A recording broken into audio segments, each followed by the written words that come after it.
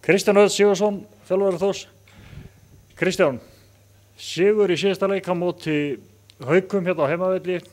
Það hlýtur að vera eitthvað sem að gefur okkur aukið sjálfstraust núna eftir frekar brösuga byrjun í deildinni.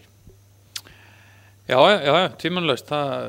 Sigur gefur liðum sjálfstraust, það er engin spurning. Og við náðum að landa okkar fyrsta sigri síðustu helgi og það var bara kærkomið.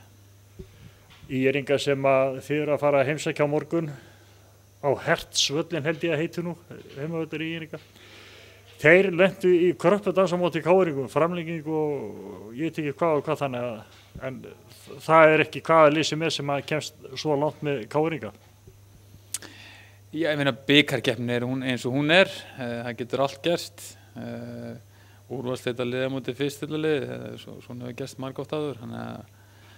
En það sýnir það að Íringarnir eru sterkir, þeir eru mjög sterkir varnarlega, að við fengið lítið mörgum á sig. Þannig að það verður hörkuleikur á morgun.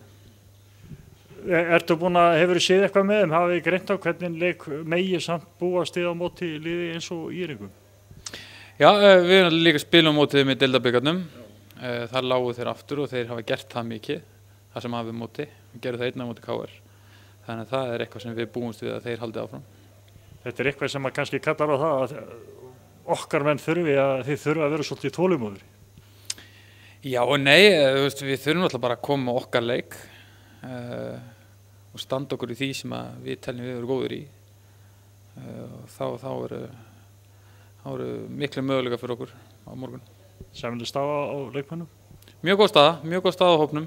Þannig að við erum bara klárir í þetta verkefni. Leikurinn kláran 3, ekki satt? Jú. Þannig að við náttúrulega erum að hvetja alla Þórsara sem eru stættar á höfuðborgarsvæðinu að drífa sig í Breiðholti og hvetja liði. Að sjálfsögðu. Gangi ykkur vel. Takk.